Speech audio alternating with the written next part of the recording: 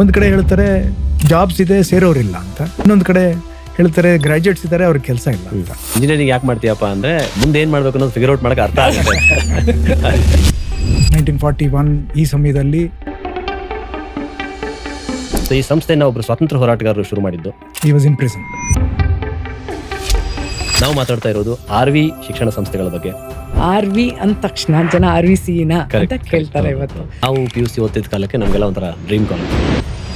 ಇವತ್ತು ನಮ್ಮ ಜೊತೆ RV ಶಿಕ್ಷಣ ಸಂಸ್ಥೆಯ ಜಂಟಿ ಕಾರ್ಯದರ್ಶಿಗಳಾದಂತಹ DP ನಾಗರಾಜ್ ಅವರು, ಹಾಗೆ RV ಯೂನಿವರ್ಸಿಟಿಯ ರಿಜಿಸ್ಟ್ರಾರ್ ಆಗಿರುವಂತಹ ಡಾಕ್ಟರ್ ಸಹನಾ ದೇವೇಗೌಡ ಅವರು. ನೀವು ಕುಮರನ್ ಸ್ಕೂಲ್ ಆಗ್ಬೋದು, ಅರಬಿಂದೋ ಆಗ್ಬೋದು, ವಿದ್ಯಾಶಿಲ್ಪ ಆಗ್ಬೋದು, ಸುದರ್ಶನ್ ಆಗ್ಬೋದು, best of the schools in Bangalore are run by alumni of RV teachers college. Alumni ನಾನು ನೋಡ್ತಾ ಇದ್ದೆ, ಅನಿಲ್ ಕುಂಬ್ಳೆ ಅವರು. ಸ್ಪೋರ್ಟ್ಸ್ ಅಲ್ಲಿ ತಾವು ಹೇಳ್ದಂಗೆ ಅನಿಲ್ ಕುಂಬ್ಳೆ ಅವರು. AI ನ ಈ ಕಾಲಘಟ್ಟದಲ್ಲಿ PUC ಮಕ್ಕಳು ಏನ್ ಮಾಡ್ಬೇಕು? Internship and placement are by product, they are not the main outcome of an education system.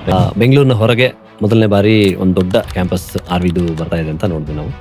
ಒಂದು ಕ್ಯಾಂಪಸ್ ಡೆವಲಪ್ ಮಾಡೋದಂದ್ರೆ ಒಂದು ಪ್ರಾಣ ಕೊಟ್ಟಂಗೆ. ಮೈಸೂರು ಯಾಕೆ? ಇಲ್ಲಿ ಏನೇನು ಸವಲತ್ತುಗಳಿದೆ ಮೇಡಮ್? ತುಂಬಾ ಜನ ಪೇರೆಂಟ್ಸ್ಗೆ ಬೆಂಗಳೂರು ಅಂದ್ರೆ ಸ್ವಲ್ಪ ದೂರನೇ. ಮೆಟ್ರೋಪಾಲಿಟನ್ ಅಂದ ತಕ್ಷಣನೇ ಅದೊಂಥರ ಸಮುದ್ರ. 4 ಡಿಗ್ರೀಸ್ ಮತ್ತೆ ವಾಪಸ್ ಬರ್ತಾ ಇದೆಯಾ ಅಥವಾ ಮುಂದಿನ ದಿನಗಳಲ್ಲಿ ಅವಕ್ಕೆ ಹೆಚ್ಚು ಬೇಡಿಕೆ ಬರುತ್ತೆ ಅನ್ಸುತ್ತಾ?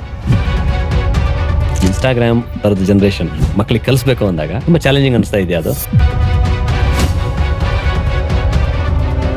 ತುಂಬಾ ಜನ ಗೊತ್ತಿಲ್ಲ ಇದು. Rashtriya Vidyalaya is a Hindi translation of national college.